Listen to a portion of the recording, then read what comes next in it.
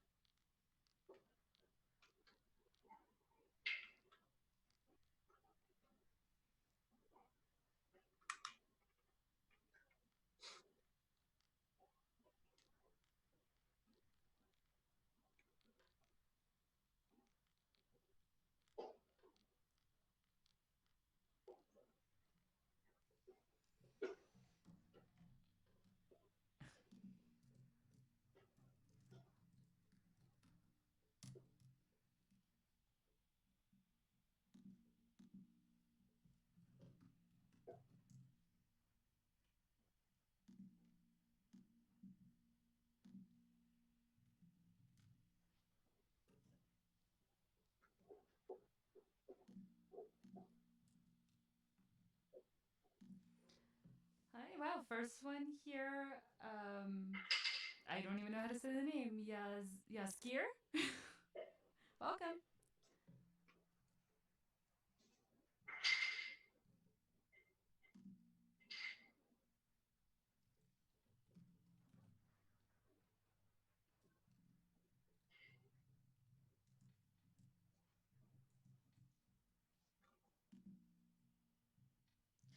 Oh, hey, Mike. I'm glad you were able to hear. So, strange question. Am I coming out of like just one ear on your headphones or both?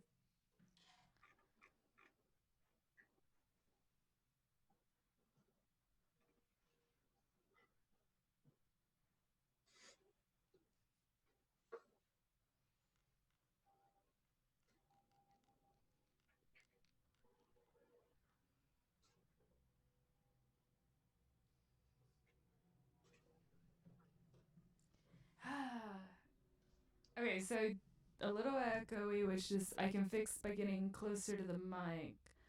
I'm not sure how to fix the mono issue though. I'll have to just be really quiet.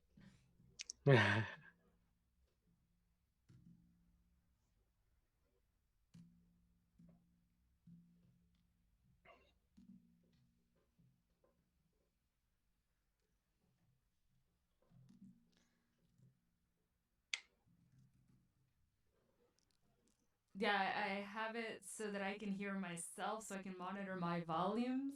And now only being here of myself on my left ear is really strange. And I guess Christoph, this is weird for you because you can't see the chat, so I'm just talking to myself. Hey, at least I can hear you from both earpieces, so that's a plus. I wonder if there's a way to stream my audio from Zoom. All right, well, we'll be starting in 5 minutes, so maybe we can pull off a miracle. It's probably a good idea for me to use restrooms first, so I'll be right back. Remember to turn off your mic.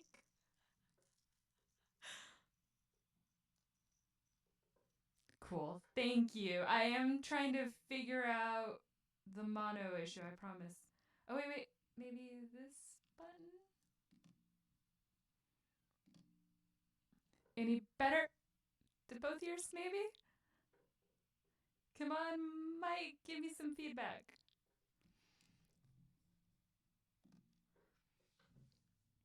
Oh, yes. Woo, success.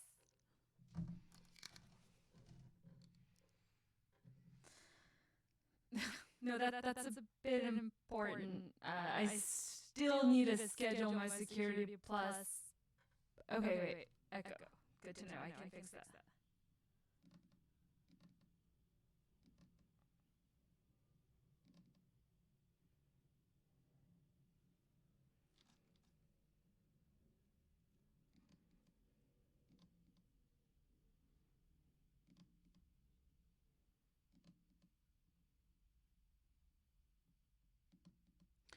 Okay, can you hear me with that and echo now?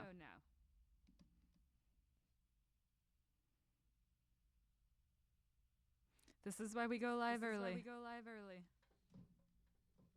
I don't know why that's echoing.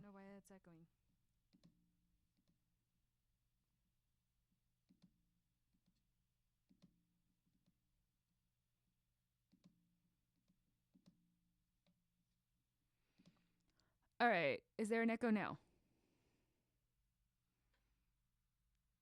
I don't hear one. Okay, you don't. Well, yeah, you've never heard it though. Oh, no echo. And can y'all still hear Christoph? Christoph, sing him a song or something. I'm not a good singer. You don't want that, but hopefully this is sufficient. Wait, so we went from no echo back to only in left ear.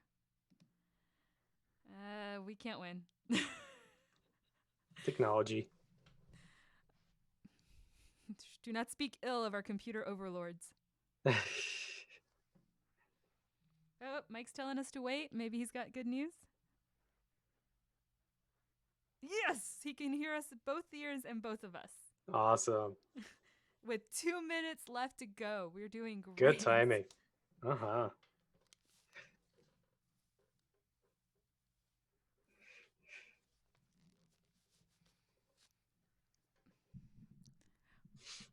In 2 minutes, we have to pretend to be professionals, but you know. What does that mean? How am I a professional? I don't know. I went to a meeting yesterday where I thought I was overdressed and I walked in and was like, okay, I need to learn to walk in heels and I need a power suit.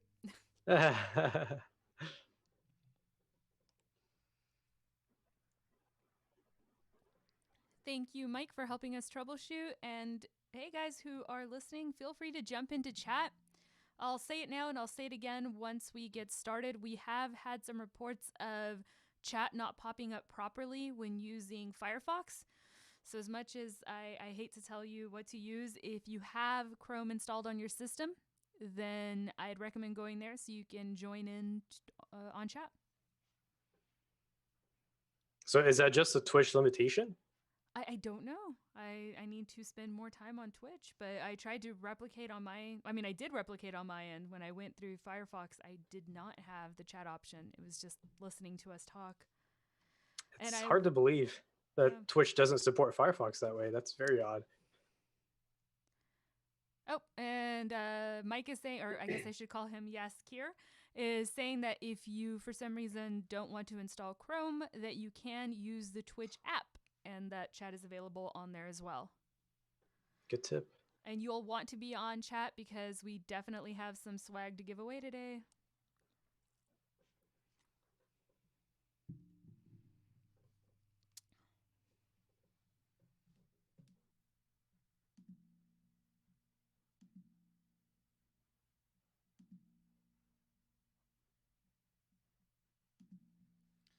Ooh, Caleb would like to join us via video, so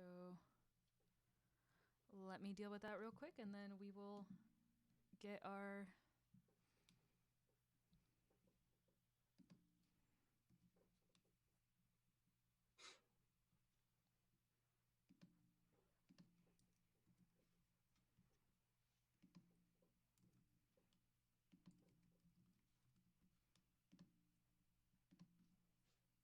All right. Woo! The countdown is done, which means I have to now move us over to our video here. There you go. And I hear the echo again, so let's see if I can mix some stuff here. All right. Can everybody still hear us? I don't think they might. Can you hear me? I can hear you. Testing 1, 2, 3.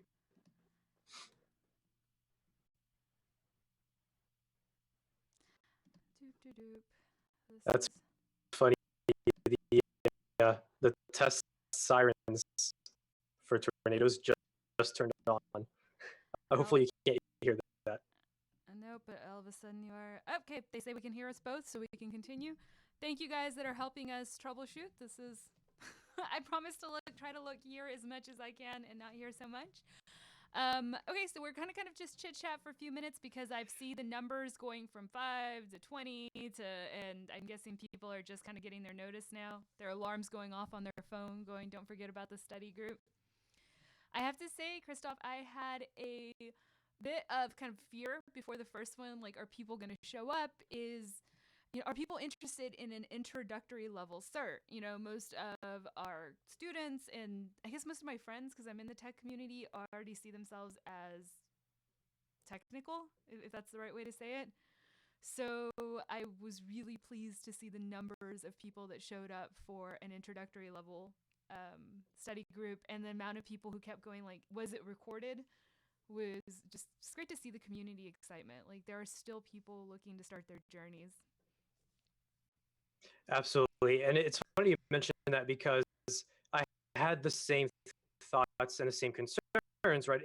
Are we hitting the right certification? Are we hitting the right LinkedIn, Slack, Facebook groups, our own community at Linux Academy? And often because it's a much more beginner friendly certification to start with versus the other ones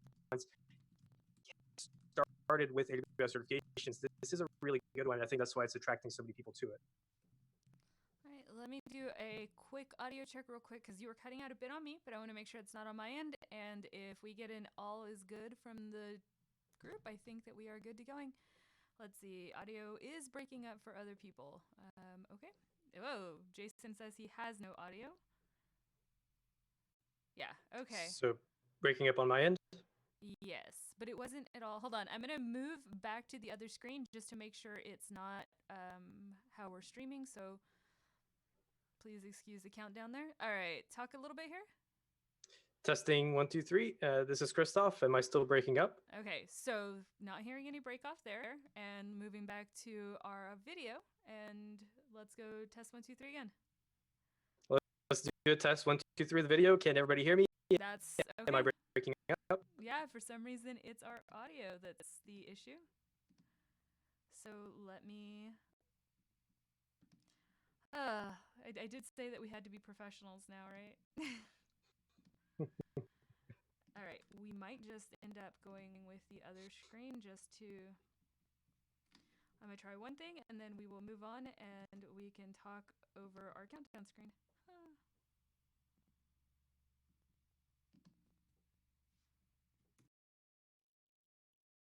Because I am not noticing much difference other than the video on it.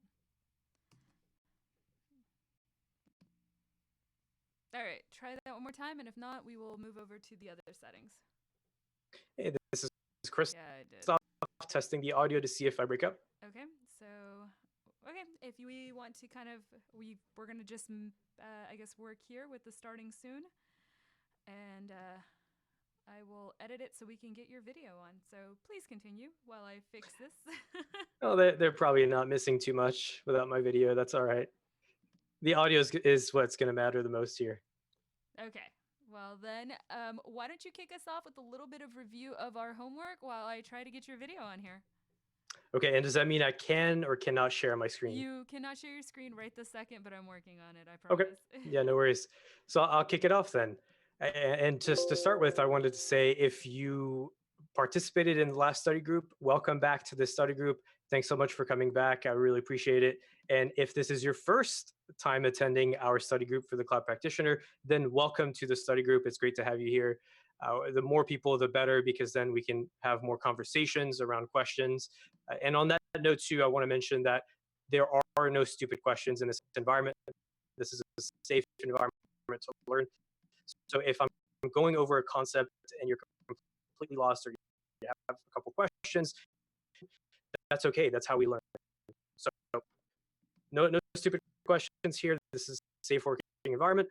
Please feel free to contribute and ask questions. Now, in the last study group, we left and read some documentation for Hey, Christoph, hold on and a second. the reason for that is Okay, sorry. Yeah, the words kind of started going weird. All right, guys, Love you all. You're all going to have a black screen for a moment. I'm going to just go ahead and download your slides, and we're going to go old school with you going next slide. Okay, that sounds good. Oh, fun times. All right, but for now, they can hear you. Actually, wait, so does that mean I can't share my screen? Not right now, but you know what? Why don't you go ahead and share your screen, and I'll see if that helps at all. Okay, because I will pull up the AWS Yeah. console. So let me go ahead and share it, and let me know if you can see. Okay. Let me get you up real quick. Video capture.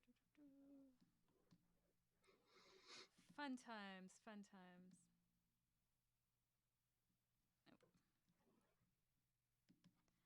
Thanks everybody for your patience while we get a blue screen.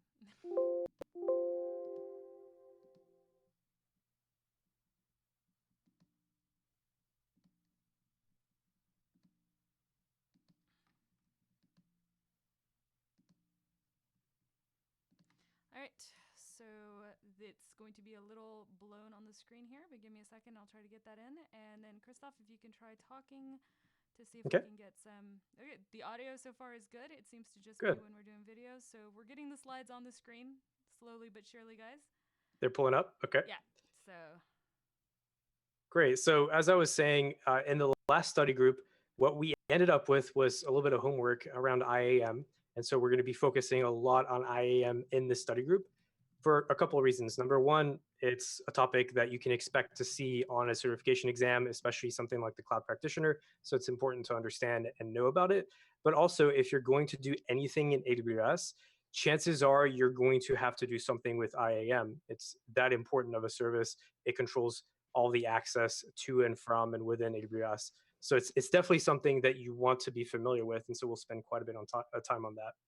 And is my audio still going through, Al? yep, we're good. Okay, perfect. So the other part of the homework that we had were to answer or download the sample AWS exam questions from AWS themselves and answer a couple of questions, number 5 and number 6.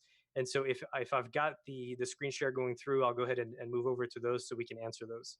Yep, I can see if your slides coming through just fine. Okay, perfect.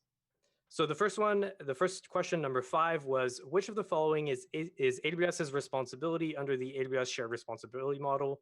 And the answer to this question is B, maintaining physical hardware. If you have any questions about this, please ask and I'll go over it, especially if you got it wrong. Also, as a tip, if you scroll all the way at the bottom of that PDF, you do get the answers for those questions numbered, and also you get a link to the documentation that can help answer why that's the correct answer. So definitely check that out as well. Make sure you don't cheat for the other questions. If you don't know the answers to them yet, don't look at the answers at the bottom, just because we're going to go through those, and that can really help you get used to those types of questions. The second question was, which component of AWS global infrastructure does Amazon CloudFront use to ensure low latency delivery? And the answer to this one is going to be B again, which is AWS Edge Locations. So again, if you have any questions about these and why they're the correct answers, please ask and please reference the end of the PDF. Still good to go, El? Yep, you're good. Doing good. Okay, perfect. So as I mentioned at the beginning, AWS IAM is incredibly important, and that's why we're going to spend quite a bit of time on it. Not the entire study group. We are going to move on to also budgeting and cost tools. But the reason that we're starting with IAM is because even if you consider all the other AWS core services, as an example, for networking, we've got VPC, compute, EC2, storage, S3, databases, and monitoring. Even if you consider all of those other core services that are very important to understand, if you don't have the foundations of IAM under your belt, you're not going to be able to fully utilize those other services. Or if you try to use them, you are very likely to open those up to security vulnerabilities, because IAM is used to secure your environments, your resources, your users that live within AWS, and even in some cases outside of AWS. So it's critical to understand IAM before we can move on to those other topics, which I understand IAM may not be the most exciting topic to talk about, but that's why it's very important for you to pay attention today and be part of the study group, because even if it's not the most exciting topic, it's so important to understand. So please pay very close attention to the IAM topics that we'll be covering. So inside of IAM, which stands for Identity and Access Management, we do have a number of different key concepts and topics. And what I'm going to do in a moment is actually pull up the AWS console, and we're going to walk through it hands-on so we can see how they work, how to configure them, how to provision them, and et cetera. So those things are going to be IAM users, IAM groups, IAM policies, IAM roles, and something called access keys. All those are important to understand for the exam. And like I said before, to also make sure that you're using AWS and securing it to the best of your ability. So these are all topics that we will be touching on. So with that, I'm going to move over to the AWS console. Elle, please confirm that my screen switched over. Yep, you're good. Perfect. So this is the AWS Management Console. If you've never logged into an AWS console before, this might look really overwhelming. Otherwise, if you have an AWS account, you've probably seen this screen countless numbers of times. And the reason for that is because when you log into AWS's console, this is the very first screen that you're greeted with. It's called the AWS Management Console for that reason. The important thing to know about this is really where you can manage your account, like administer your account, find, configure, and use the different AWS services, and also do things like managing billing and a whole lot more. I'm not going to show you how to provision the account yourself because it's pretty self-explanatory, but also if you do want to follow along, feel free to log into your own AWS account, or if you're a Linux Academy member, feel free to open up a sandbox console environment by going to the Cloud Playground and then Cloud Sandboxes and launching the AWS Sandbox environment so they can follow along as I go through this study group. But if you don't want to do any of that, totally fine. Just keep watching my screen and we'll walk through it. But in any case, just a quick navigation of this dashboard here. At the very top, we have the services. These are a whole lot of different AWS services. We're not going to touch all these services for the cloud practitioner because not all of them are going to be relevant, but that is a way for you to see everything that AWS has to offer and to easily and quickly find those services. We also have your username at the top here, and we have a region right next to it. Now, we talked about regions in the prior study group and how important they are. Some services, and as we'll see, IAM is one of those, do not consider regions. So they only care about the global. What you do in IAM is applied globally. It's not like launching resources in one specific region. So in fact, let me go ahead and jump right into IAM, AWS IAM. I can click on it from the main dashboard, or I can also search for it in here by just typing IAM, and it will pull it up here. I click on that, and I'm greeted with this panel. This is where we're going to go through, again, the groups, users, roles, policies, and more. But the first thing you probably noticed is in the center here, you have what we call the security status. The security status is really important to pay attention to, especially when you first create your AWS account. So if you have a brand new account, or if you've created an account, but you still have some of these yellow notifications here, pay very close attention because these are very important to complete the very first time that you create your AWS account in order to maximize its security. The first thing that you'll notice is actually checked off green because I've already done it, but it's called delete your root access keys. As of right now, I don't have any users created. And so by default, when I create my AWS account, they give me what's called a root account. That root account is the ultimate admin of this AWS account, meaning that I have complete access to everything that I could do inside of AWS. As best practice, you actually don't want to use that root account if you can avoid it. And you can avoid it the majority of the time by creating a user that has administrative privileges. And by creating that user, you are able to not use the root account and really lock it down, tighten it up in security, and make sure that nobody else can access it. That way, even if somebody does get access to your administrative user account, you can still log into your root account and regain control of the account. Versus if somebody gained unauthorized access to your root account, then they will have complete access over your account, and there's not much you can do about it. So that's why it's very important to do what they call delete your root access keys. And we'll actually talk about what access keys are in just a moment. But I did do that as one of the first things. The things I did not do are below here. The second thing is called activate MFA on your root account. If you've never heard of multi-factor authentication, this is a concept that applies well beyond just AWS. So it is something we can use here and should absolutely use, especially for our root accounts. But keep in mind, this is not just a topic that's specific to AWS. This can be applied to a number of different accounts where you have a username and password. Essentially, multi-factor authentication does, as the name implies, give you multiple modes of authentication. In this case, we can use what's called a virtual MFA device, a UTF security key, or another hardware MFA device.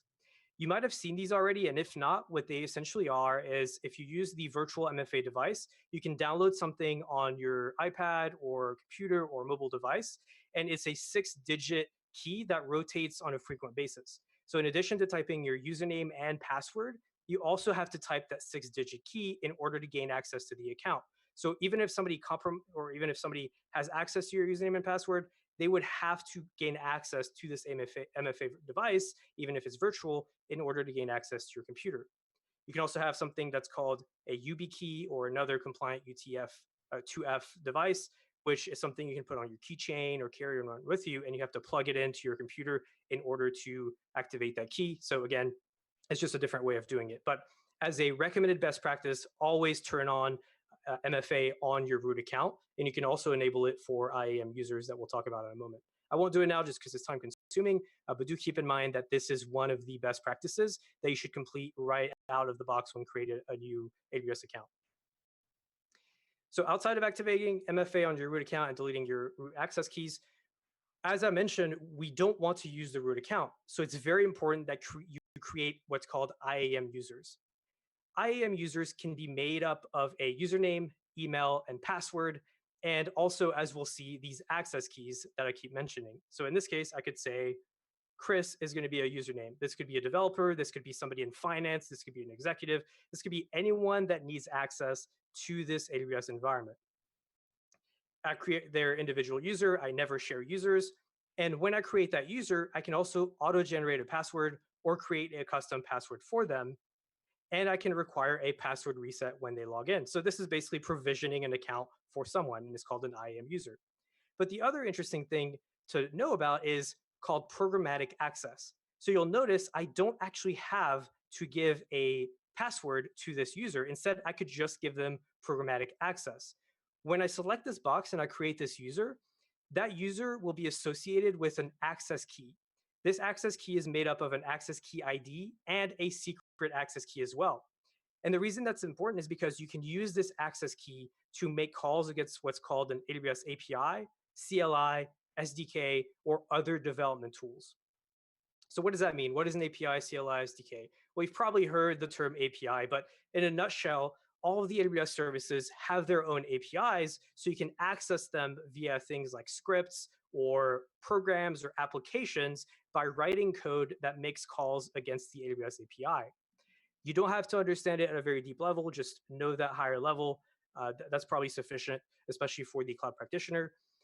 But if you're not familiar with an API is, definitely Google it and check out some of the common answers. I know that can be a little bit confusing, but you can also type in AWS API and that will give you some answers on that. But the CLI is going to be the command line interface. So what I could do I'm on a Mac here, but I could be on a Windows machine or Linux. I could type terminal, open up my terminal, and if I've got an access key that gives me the proper permissions, I can run commands against AWS services from my local computer or even from a server running on AWS using the AWS CLI and these programmatic access keys as long as they give me the right permissions. SDKs are similar, but they're used for different programming languages. So this stands for software development kits. You can use a Ruby SDK, Python SDK, PHP SDK, and that can help you build applications faster because they're natively built for AWS.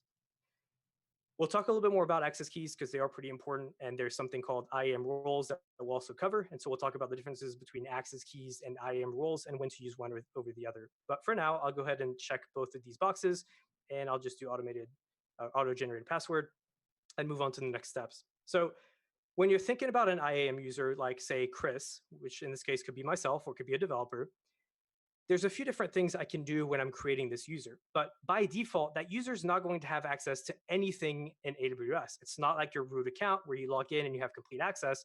By default, that IAM user is going to have zero access to AWS. So one of the ways to set, or there's 3 different ways to set permissions for that user. The first one is to add a user to a group. In this case, I don't have any groups. I'll create one later so you can see what that looks like. Or I can copy permissions from other existing users, which in this case, I don't have any other existing users. So that's why you see no results here. Or I can also attach existing policies, IAM policies, directly to that user. In this case, they have what's called an AWS managed policy called administrative access or administrator access, which provides full access. So again, as a best practice, when I'm creating that first user, I can grant them administrative access and use that instead of using the root account. So that's what I'll do in this specific example. And I will pause in just a moment for any questions, by the way. The next step here is to add tags. So this is a key value pair, and you'll see tags come up throughout the study group, which is available for not only users, but also for resources that you launch.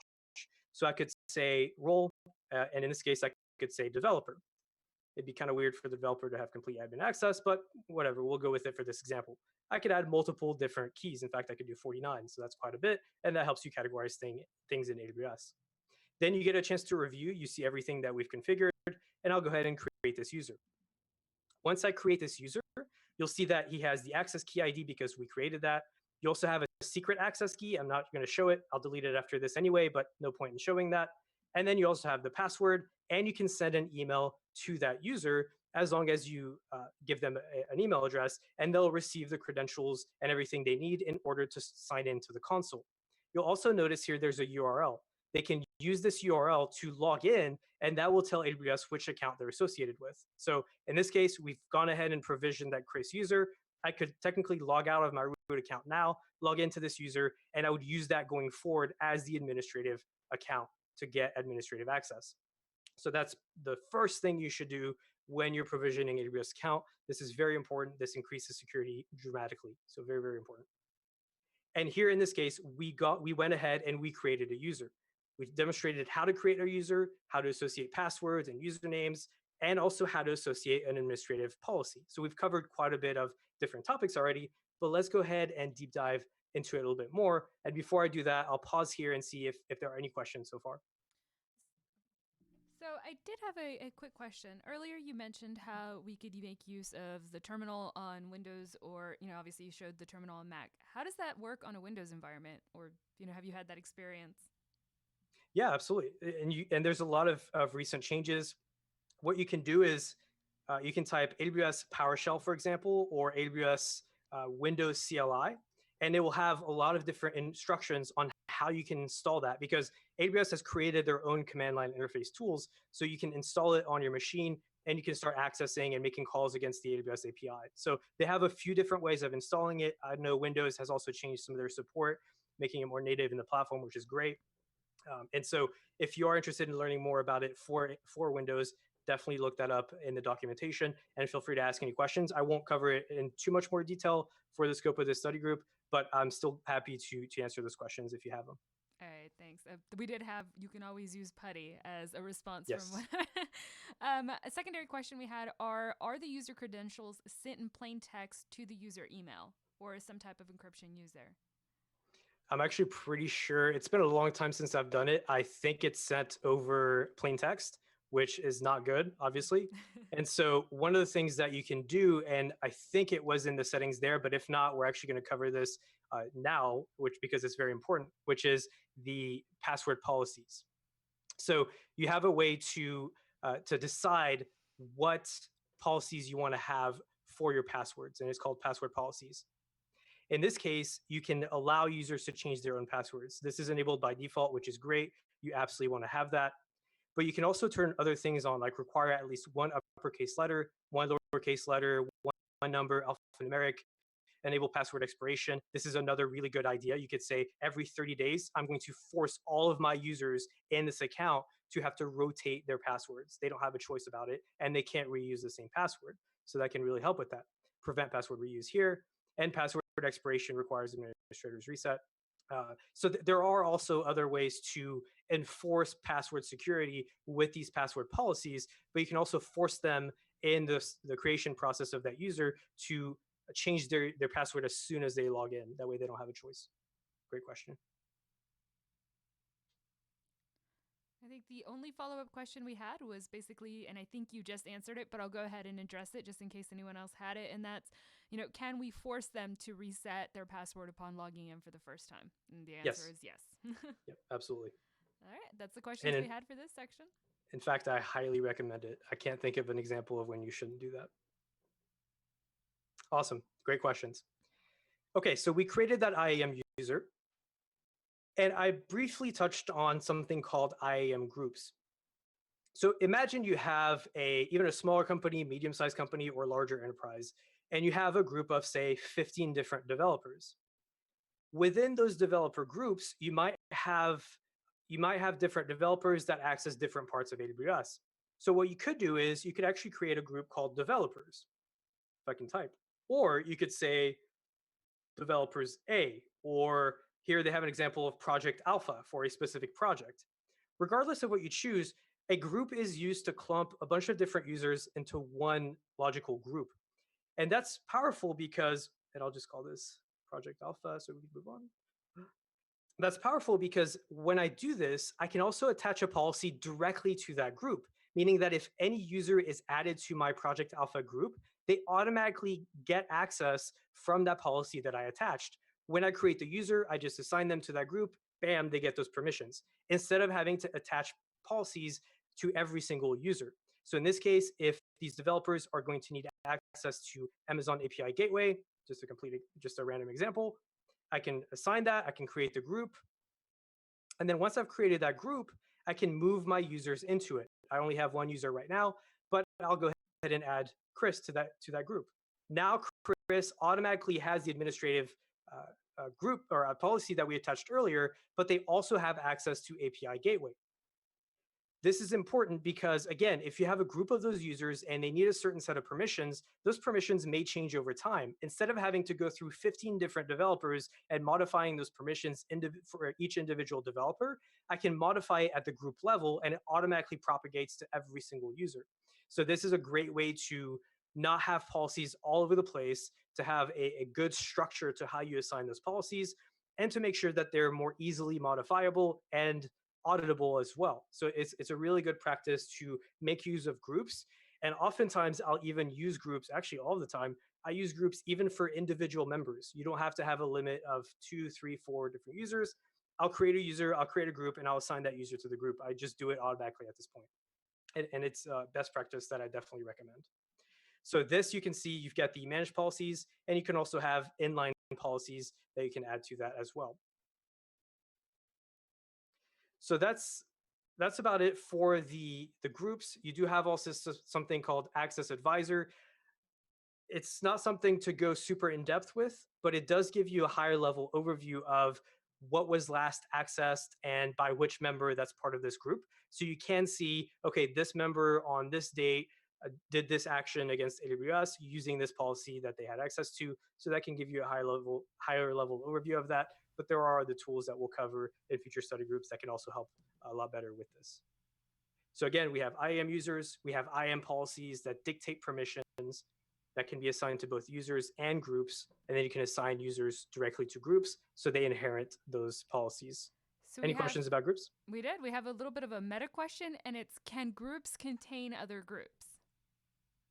Groups cannot contain other groups, no. All right, I think we're good to go on to the next section then. Awesome. So users, groups, policies, we already touched on a little bit, but let's just go through it really quickly. As I mentioned, we do have some AWS managed policies by default. This is AWS that came out and created their own just to make it a little bit easier on us to get started with. But most of the time, you'll find that you'll actually want to create your own policies because that way you get finer grained control over it. In this case, if I click on administrative access, I can look at the permissions that it grants me at a high level. So in this case, it allows 188 out of 189 services. You can click on show remaining one, and you can see which one that is. That way, this gives you an easy, quick way of auditing what they have access to. But sometimes you need finer grained control to it. You can also look at the JSON of it. JSON is a very popular way of writing some of these permissions and other things in programming as well. So it's kind of a native tool that developers are usually used to, but you can also write them programmatically this way. Now, like I said, the AWS managed policies are great to get started with. They are not what I would recommend for staging or production environments, just to test things around and get familiar with it. Instead, I would recommend that you create your own policies whenever you can, because you can choose exactly which services, you can choose which actions, which resources, and a whole lot of other things that we're not going to cover in too much depth for the cloud practitioner, but you're definitely expected to understand how to do this with the other more advanced AWS certifications. Again, because this is so important. What's important to know for this specific certification is that policies are how you dictate permissions. So if you want a user or even resources like instances or other resources in your AWS environment to have access to do things in your AWS account, you'll need to have policies. And so that's why it becomes very important to understand policies at a deeper level if you're going to use it on the job or if you are going to go for some of the more advanced certifications. Really quick, could you please show an example of what a custom policy may look like? And then also, we had a secondary question, if it's easier to answer this one first, of can you show what details are present within a policy? What details, sorry, do you mind clarifying? What do you mean by what details Oh, are present sorry, within what? the policy? Hold on. Sorry, I'm trying to follow up. Yeah, so chat user, if you could verify or kind of give us a little bit of clarity on what your question meant. And then Cheesy's question we can kind of address right now is can you show an example of a custom policy or custom permission? Sure. And so I already showed an example of it, but I'll create a different one. And what I mean by that is when I expanded that administrative access and it had that JSON, that's actually an example of a policy.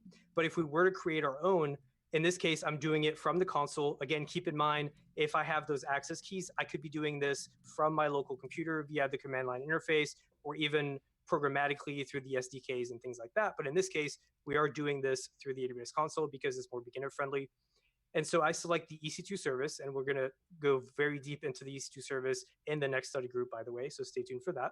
But in this case, I can say I want to grant access to all of the EC2 actions. And that will select everything from list, read, tagging, and writing. If I want to be more granular, however, I can expand these. So if I only want this person or this resource to have read access to EC2, as in pull information from EC2, I can do that by just selecting read. They're not able to create EC2 instances, modify them. They're only able to see that information. So that's one way to be more granular.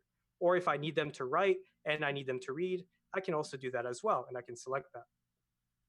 We do see warnings here because it says that you chose actions that require the capacity reservation resource type. In here, and again, this gets very, very detailed. It's a little bit outside of the scope of this study group, so I won't spend too much time on it since we are limited on time. But if you are interested, definitely check it out more. There's a lot of different actions and resources that you can apply to these policies. In this case, because I want somebody to have access to read and write, I can select from all of these different actions. I want them to be able to, let's see, a more beginner-friendly one here. Delete key pair. So when you launch an instance and you want a key pair to be able to log into that instance, you would associate a key pair to it. If I want this person or this resource to be able to delete the key pair, I could do that by selecting that resource there. So there's a lot more that goes into it. Once I have to choose a resource. They And do he not has make a this user-friendly. follow-up question while you're looking at that is does this also create your custom JSON file? Yes, and so that's what we're about to see here. So you can do review policy, and then it will show it to you at a higher level like this. I'll name this test policy. I won't put a description, and then I'm able to see quota policy size. Oh, great! My policy is too big. Let me go back and see. I'll just do this one. It's still too big. Okay, just for the sake of time, let me go back to that example that I had before, or even a different example here, where you have Alexa for business device setup. This is what the JSON would have looked like. The problem is the JSON or the size of it is very limited, as we just saw. The reason I can't move forward is because I tried to add too many permissions in that specific policy that I'm trying to create. And so AWS is saying, no, you need to slim it down. And there's a lot of reasons for that. One of those is because it can help increase security by not giving such broad permissions. So in this case, it's a much smaller policy. And as you can see here, the effect is to allow these actions against all resources. And then you could also have a deny that denies specific actions against specific resources. So a follow-up to that is, can you work backwards? If somebody were to say, let's share a custom JSON file with you, would you be able to use that to set this up? Yes, absolutely. In fact, that's usually how I do it. I don't like, this is very clunky. It's not very user-friendly. So typically I would create it through JSON. And CTKR, I don't know how to say that, but would like to know if there is a default secure policy framework. Framework as in? That's a good question. All right, CTKR, there's your follow up. All right, but while they get that on, I think we can move on. You're putting me on the Okay, spot perfect. here, guys. No, these are good questions. And again, this doesn't go super technically in depth for the cloud practitioner. It's more important to understand what policies are and how they fit into the picture, more so than how to apply them. That's a little bit more advanced and a little bit outside of the scope of this exam. So while they are fantastic questions, don't fret too much over it and the details, because you're not likely to see that level of detail in the exam itself. But anyway, yeah, please let me know if there's a follow-up. And while that happens, I'm going to go ahead and move on to the IAM roles. So we've talked about policies, we've talked about users, we've talked about groups, and how those all kind of interact with each other, but how they're different. Then comes along what are called IAM roles. IAM roles are super important because they are the preferred way of granting access. So we talked about creating a user and assigning access keys to that user. And while that's fine, the problem with access keys is they're longer term credentials. So if I download those access keys and I were to put them in, say, a mobile application, it would be very hard for me to rotate those keys. I would have to deploy a new mobile app to the App Store and force people to download it in order to swap out those access keys, which is a terrible idea. People aren't going to upgrade. If the keys get compromised, you can't do anything about it until you change until you're able to deploy that new mobile app.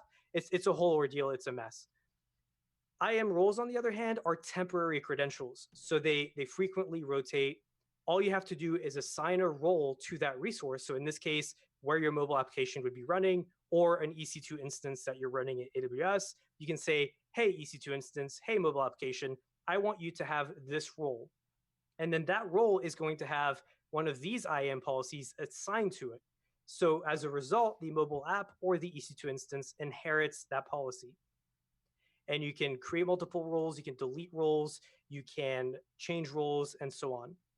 Now, when you create a role, again, we talked about AWS services like EC2 or mobile applications, but those are called trusted entities. And you can actually select multiple different types of trusted entities. We have 4 different categories or types: the AWS services, another AWS account belonging to you or a third party. So if L, you had an AWS account, you had the L IAM user, and I wanted to grant you access to one of my S3 buckets, but still keep it private, I could give you a cross account role and you'd be able to access just my resources in that AWS account. So cross account.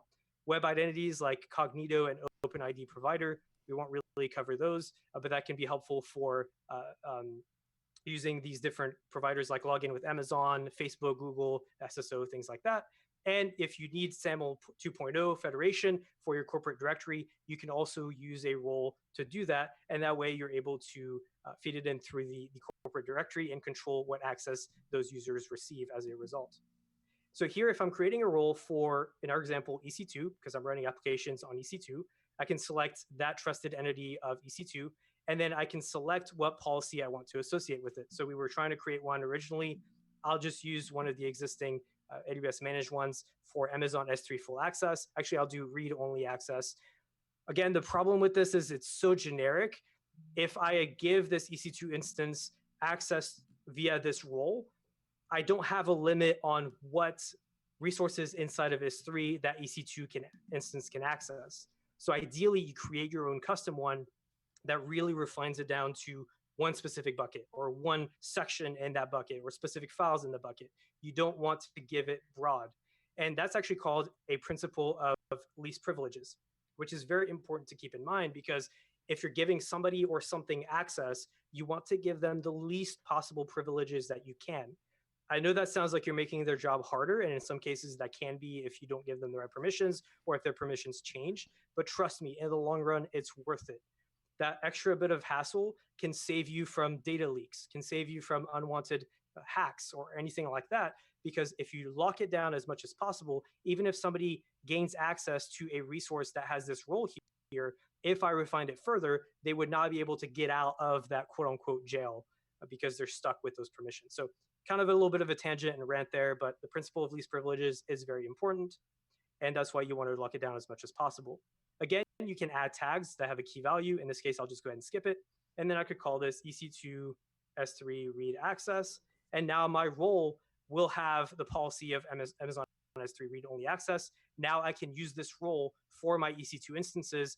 And as we'll see next in the next 2 weeks, when we launch an EC2 resource, I'll be able to assign this EC2 S3 read access role, and that EC2 instance will be able to make calls on S3 on my behalf and read files and other information on S3.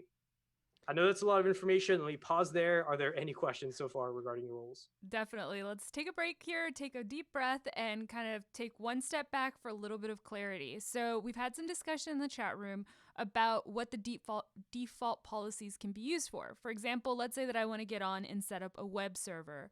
Are there default policies, requirements that AWS already has set up that I can choose from, or am I kind of just going in blind and trying to sort that out myself? There are default ones, but for the most part, I would not use those long term. I would use those to get familiar with AWS. And to back up a little bit, I myself am, what's the word I'm looking for? I'm guilty of this, where I get lazy and I'm like, I just want to set up this web server. It doesn't matter. It's in my local account. Just, I'll give it this policy for, it just needs access to some EC2 resources. I'll just do Amazon EC2 full access. Well, if I do that and somebody does end up gaining access to that EC2 resource, they can now do whatever they want with your EC2 resources. Literally, they can do whatever they want. They have full access, full control over your EC2 resources. So while it did save you probably a few hours of work, in the end, that may be a much bigger headache, especially if it starts going out of your personal account into corporate environments. You need to lock it down as much as you can. And most of these are not going to be that locked down. Even if they're read only, you're still able to read all EC2 container registry services here. Maybe you just want to constrain it to a handful of them. And so you can't do that with this policy. You have to be a little bit more fine-grained control over it. And so, yes, they're fine to get started with. No, I don't recommend using them long-term. So I think I summed it up in the chat room as don't chmod 777 for us Linux users. We had one follow-up, which is, would you say that roles are used more for WAN or WAN access? Yes. Is that a trick question there? So it is actually, and I can't believe I totally forgot to cover that. So I'm glad you asked that question, because so when you have something like access keys versus roles, and they have some overlap of as to what you can do with them, one of the important things to remember is you'll always want to default to roles when you can. And the only time you really can't use roles for the most part is going to be if you're outside of AWS and you don't have a connection inside of AWS. So say, for example, you're a third party that's not within AWS and you need to grant them access to some of your resources, you could use access keys. Or if I'm building a local application, I could use access keys to put them in my application. But once I put it inside of AWS, I can switch over to roles. I don't want to continue using access keys. So as long as it's something that is within AWS or the ecosystem of AWS, you want to use roles. If it's something that's going to be outside of AWS, then you may have to default to access keys. Now, as a little bit of a start to that, that's changing, especially as of late, where there is something called STS. Let me see if I can pull it up here. This is going a little bit outside of the scope, but that's okay. It's not going to be in here. So you can type AWS STS if you are curious to learn more about it. This isn't really covered in the exam, I don't think. However, security token service kind of mimics how access keys work, but they are temporary. So they do rotate, and they're not long term. They're kind of like roles in the sense of being short term. So whenever possible, even if you have to theoretically use access keys, I would move to security token service instead. But for the sake of this certification exam, you're usually going to choose between either access keys or roles. And so understanding that access keys are to be used outside of AWS, roles are to be used inside of AWS should help you with the exam itself. Hopefully that answers your question in a broader sense of the terms. No, that sounds great. And I'm going to have to keep us trugging along because we are at 1:45 Central Time. So we're getting close. Yeah. Yep. Okay. The good news is, and I'm going to switch over to this now. The good news is I've got a PowerPoint slideshow and I'm covering a lot of the key concepts that we're talking about here. So I'm going to kind of blow through these. They are downloadable. You should have received an email for it. We'll send a follow-up email as well through meetup.org or .com, whatever it is, where you're able to download these. And so they'll have some of these notes that you can go through, but these are things that we've already talked about. As a quick recap for IAM, always follow the principle of least privileges, enable MFA, multi-factor authentication, use password policies, and use roles over access keys when possible. Now let's do a quick pop quiz before we move on to budget and cost tools.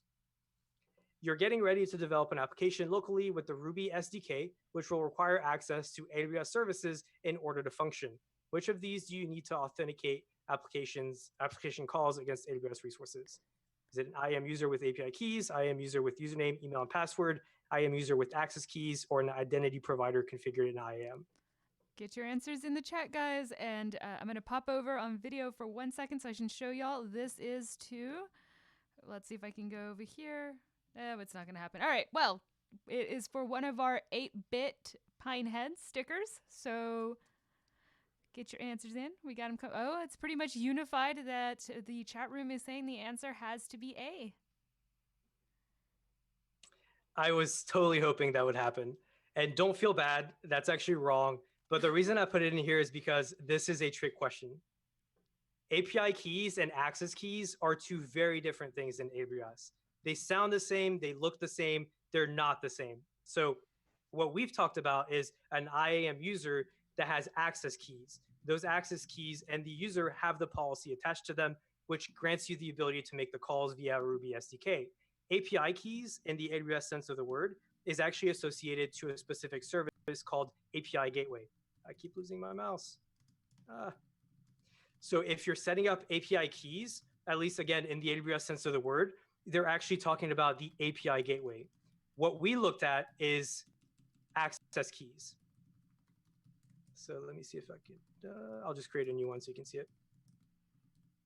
So here, programmatic access via access key ID and secret access key. I know some people that refer to them as API access keys, but in this case, it is going to be C, IAM user with access keys.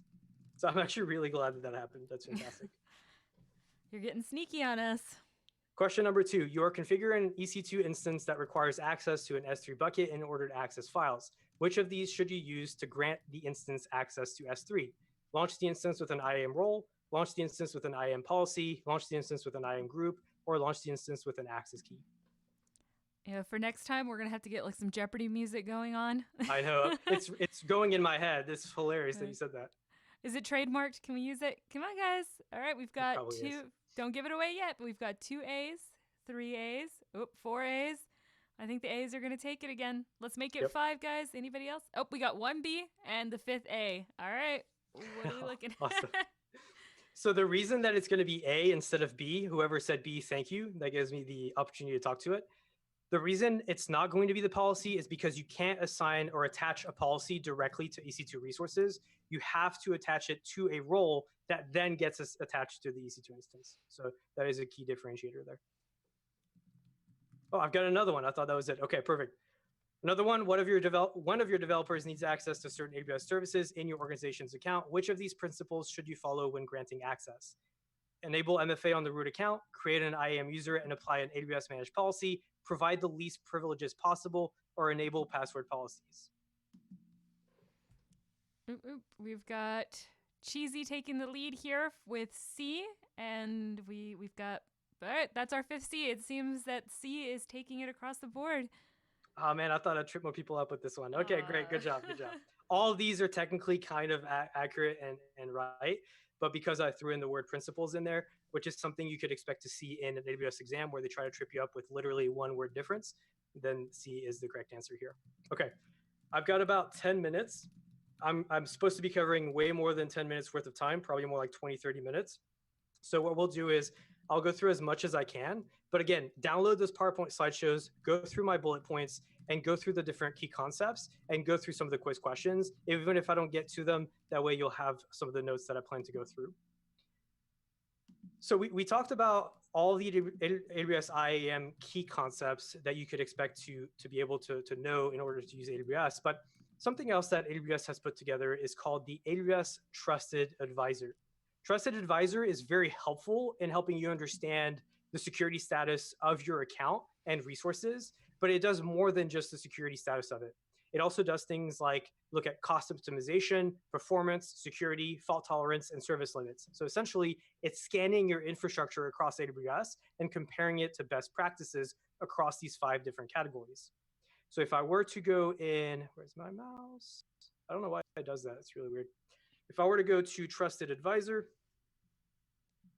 because this is a free support tier, I don't have a premium like business or enterprise tier for support anyway. I'm only going to have access to 7 checks for free. Again, I have to have business support and enterprise support to get access to all the different categories. But the ones I do have access to are going to be some of the ones in security. And you can see here, because we haven't enabled MFA on root account, it's going to flag it as a problem. You need to turn this on. So it gives you that higher level overview of you're not following some of the best practices, fix it now. Versus service limits, I can go here. I'm within the service limits of my AWS usage. And so again, I can keep an eye on some of this at a higher level. And if you have the other tiers, you can see fault tolerance, cost optimization, and performance. And this is just very helpful at a higher level. So that is something to be familiar with as you go into the exam and as you use AWS. Any questions on that? None coming in yet. We can keep going, and I'll Perfect. trail back if we get them. So we have AWS billing and cost tools. These are going to be a lot more advanced than Trusted Advisor. Even though Trusted Advisor can make some recommendations for cost optimizations, this is extremely limited in the grand scheme of things. And so AWS created their billing services in order to billing and cost and budget services in order to give you a lot more power in identifying where your budget's being spent, where the costs are, and so on. This, I know we're not going to have time to go through all of it, but what we do need to be familiar with, at least at a higher level, is budgets and budget reports, Cost Explorer, cost and usage reports, cost allocation tags, AWS Total Cost Ownership Calculator, or TCO, and AWS Pricing Calculator. I'm going to go a little bit faster through them, so sorry if it feels rushed, just so that we have enough time, but I'll start with budgets. So budgets let you set a custom threshold that automatically notifies you when either you exceed your AWS costs or usage, or you're forecasted to exceed the budget you set towards the end of the month. So if you have your finance department, they're breathing down your neck because they don't want you to spend more than XYZ on the platform, you can set some thresholds from here that say, I don't want to spend more than X on these resources. And then if you're trending towards it, or if you are getting to it and have exceeded it, then it can send you a notification via email or SMS using a service called Amazon SNS, which stands for Simple Notification Service. We'll talk a little bit more about that in the future as well, because it pops back up. So again, you can create and manage budgets, and you can refine your budgets using filters by using AWS budgets. One other cool thing you can do with budgets, and I don't have enough costs in here to really show you, is you are able to see reserved instances usage. And we'll talk a lot more about reserved instances in the future, but there are ways to purchase instances up front so that you can save on cost instead of on-demand resources that are a little bit more expensive. But if you buy them and you're not using them to their full capability, you might actually be losing money. So it's a good way to also keep in mind, hey, I can look at my reservation budgets, see if I'm hitting them or not, if I'm using them properly, and so on. Great way for notifications and forecasting. And that's what it looks like, by the way. Next, we have the budget reports.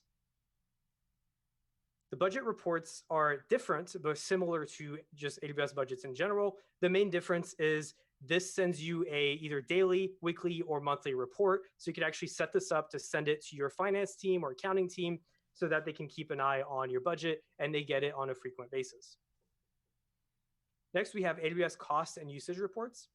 AWS cost and usage reports give you access to really detailed data so they can run more analysis and understand your AWS cost and service usage. And so it's actually a CSV report that gets delivered to Amazon S3. That way you can retrieve it from Amazon S3 and you can analyze it. And they've recently also enabled support with a service called Amazon Athena. And so you can hook it up to your Amazon S3 files that get added to it and automatically run some analysis or use SQL queries in order to pull out information from those reports that get automatically generated. So that's the AWS cost and usage reports, which also ties in with what they call the cost explorer, and that's under the other reports here. With the cost explorer, you can do a lot of things like analyze your cost and usage in a graphical visual format. You can also monitor your reserved instance utilization beyond just what budgets can give you, because I did mention that earlier. This one's going to be a lot more detailed. And then, of course, you have those CSV reports that I was just talking about. But if you go over to the Cost Explorer, I can't show it to you again because it hasn't been 24 hours. I turned it on a little bit too late, so it won't show me data yet. It does take some time to propagate, but they do give you pre-configured views. You can view monthly spend by service, monthly spend by linked account, if I have consolidated billing and multiple accounts paying up through my main account, or also daily spend for the last 60 days. So the Cost Explorer is going to be a lot more visual, but I can also customize those predefined views and filters in order to really understand this is where we're spending the money, this is where the budget needs to be applied or modified, and so on. So it gives you a lot of that detail. Cost allocation tags are pretty straightforward, so I'll skip through that. Please take a look at it though. Then we also have the AWS total cost of ownership, or TCO, not you, TCO, which is a free tool that lets you estimate the cost savings that you'd receive by using AWS instead of your on-prem data center or even co-location. So this is a very helpful tool to communicate your cost savings that you could have by switching over to your executive team. And they even generate pretty formats for you so you can do that. And it helps you basically create your transition strategy from that cost and budget perspective before you move on to AWS or even use that hybrid model that we talked about in the prior study group. A different calculator is the AWS pricing calculator, which used to be called, or is replacing essentially, the simple monthly calculator. So sometimes you might still see it referred to as simple monthly calculator, but that's being deprecated and replaced with pricing calculator. The difference between this TCO calculator and the pricing calculator is this one is not really meant to be used for estimating costs savings by switching from on-prem. This one is really based on specific scenarios. So for example, if you're planning to deploy an application, you can run cost estimates based on your expected AWS usage. And that way that gives you a better idea of what budget you will need to run that type of application on AWS. Or if you're growing that application, you already have an application on AWS, you're trying to grow it, you can project longer term costs that you'll have. Okay, I know we have 2 minutes. Let's go through this pop quiz really quickly. We might go a little bit over. If you have some extra time to stick around, please stick around for the quiz questions. But the first one is going to be, which AWS service best solves this scenario? Your finance department is worried about AWS costs and has asked you to keep an eye on expenses. To do this, you need to set a notification that contacts you when you reach a certain cost threshold. Would you use AWS Cost Explorer, budget reports, AWS cost and usage notifications, or AWS budgets? And as those answers come in, I will remind you guys that this video will be recorded and usually available within 10 minutes of us ending this stream on the Twitch channel, which you can find at studycorner.live. And if you miss some of it and end up having questions, or let's say that you're watching the recording later on, you can join us on the Linux Academy Slack and ask questions there. Both Christoph, myself, and a bunch of other Linux Academy people are there and happy to help. I said that all really quick as the answers come in. All right, so we have some disagreements. We have the first answer by C. We've got some B's, some more C's, and then we wrap it up with a few D's. Okay, so primarily C's and D's? Primarily C's, and D's would be the next one, yep. Love it. So there is no such thing as the AWS cost and usage notifications. So it is going to be the AWS budgets. I'm happy about that one because I kind of made it up on the fly. I was like, that sounds legitimate. Let me put it in and see how many people select it. But no, it is going to be AWS budgets. Remember that you can set those budgets, and if you get near that threshold, or if you're projected to go near that threshold, or if you exceed that threshold, AWS budgets will send you a notification saying, hey, you're trending towards it, or hey, you've exceeded that threshold. You may want to take a look at this. So it is going to be AWS budgets. The next one is your organization is considering moving part or all of its resources from on-prem to AWS. Before making the final decisions, your executive team has asked for a detailed cost analysis report. What AWS tool can help you with this? Is it the simple monthly calculator? Is it the AWS TCO, the pricing calculator, or Cost Explorer?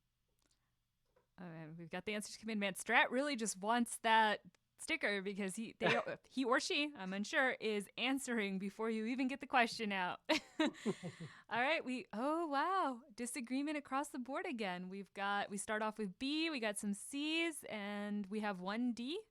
So C has the most answers, but there is not a clear winner. Before I show you the correct answer, not to call out that person that you were just talking about, this is just a broad statement, something that's helped me pass multiple AWS certification exams. Do not rush through the question. The reason I say that is because, like we saw in a prior pop quiz, you can have literally one single word in the very last sentence or even the last word that completely changes the answer. So if you start reading it and you have an answer in your head, hold on to that answer, but keep reading through the entire question and see if it still makes sense at the end, because I've been tripped up by that multiple times. So just an FYI tip on the fly there, that's helped me many, many times. The answer is going to be B, AWS TCO. Yay! Remember, the AWS TCO is meant for calculating or estimating costs going from on-prem to AWS. The pricing calculator or simple monthly calculator is for once you're already in AWS, or if you're launching resources inside of AWS and you're trying to estimate costs for that, then you would use the pricing calculator. But for measuring the cost savings from on-prem to AWS, you would use the AWS TCO. All right, next one. I think this is the last one. Your organization is getting ready to launch a new application on AWS. This application will require advanced infrastructure to be deployed, and your finance team has asked for a cost estimate before approving the budget. Which AWS tools can you use to help? Ooh, that was quick. Oh, okay, we're getting some disagreements. First answer was B. Now we're getting C. All right, now the chat room, I think, is starting to. Oh, I was going to say agree on C, but now we have a D. All right, uniform. I would say that their clear winner is going to be C, but somebody's asking, are there any multiples? Can this be a multiple? Good job. Good job. Yes, this is a trick one. I didn't mention it just to trip you up, but it's okay if you got C. That's C is good, but it is also the simple monthly calculator just because that's the original one being replaced. So both are technically correct. But yeah, going forward, if you're using this in the real world, I would use the AWS pricing calculator. If you were to see a question like this that didn't have the AWS pricing calculator as an option, that only had simple monthly calculator in a practice exam, for example, go with that simple monthly calculator. That's why I threw both of them in here. I promised a few extra stickers for that. Good job, DJDC. I'm having way too much fun with these pop quizzes this time. This is awesome. Thank I you all love for it. contributing. Can you completely come out and just like read the exam for me? That way we can have a great experience through the exam process. That would be so much fun. I just want to watch you take it. And then that'd be really, really funny. Anyway, so I kind of rushed through the end there, and I apologize for that. I wanted to stay within the time. Like I said, we sent this out as a downloadable PDF. It is available in the GitHub repo. I'll have that up in just a moment. But as we wrap up, for some homework for next time, which is in a couple of weeks, please download the presentation slides and review them. Please download that sample AWS exam questions from the AWS Cloud Practitioner practice exam and answer number 7. Based on what we went through, you'll be able to answer that question now. And then feel free to use Linux Academy's hands-on labs and or create your own AWS account to review all the things that we've walked through or touched on. And then for the next study group, please read up on EC2, and I've got the links for where to go and get started with that. EC2, reserved instances, VPC, and AWS Marketplace. The next study group is going to be pretty intense, so I'm looking forward to it. But the reason this is important for you to have some of that information ahead of time is because this is going to get more and more technical and advanced. So if you have some of the information ahead of time, it's going to make it a little bit easier to move forward. So highly recommend that you read up on those. Like I said, here's the link to the resources and more information about the PDFs or the slideshow that we use today and other things you can use to bolster your learning. Like Elle mentioned, we do have a community edition account where you can join and for free on Linux Academy and get access to limited courses. And we also have that Slack channel you can join for free. You don't have to be a Linux Academy member. Everybody's welcome. Click on that link, sign up, and you'll be part of our Slack channel. We do have the hashtag study group, but all of that information is in the GitHub repo. So please click on that and you'll have more information there. If you found this helpful, please invite your colleagues. The more people we have here, the better for more collaboration. And thank you so much for attending. I really appreciate it. On that note, Elle, do you have anything else to add? That's going to be it, guys. So remember, if you're watching this after the fact, it's okay that you missed out on our chat. We are available on Slack. You can also reach out to me at L_O_punk on Twitter. And Christoph, put you on the spot right as you take a drink. What's your Twitter? It's going to be, I'm more active on LinkedIn, Christophe Lemplaire on LinkedIn. All right, guys, thanks so much. And we'll see you again next week. Remember, this time we're doing back to back. So be here next week on Wednesday. Next week, not in 2 weeks. I said that wrong. Thank you, Al, for next correction. Week. See you all later. Bye-bye. All right, bye.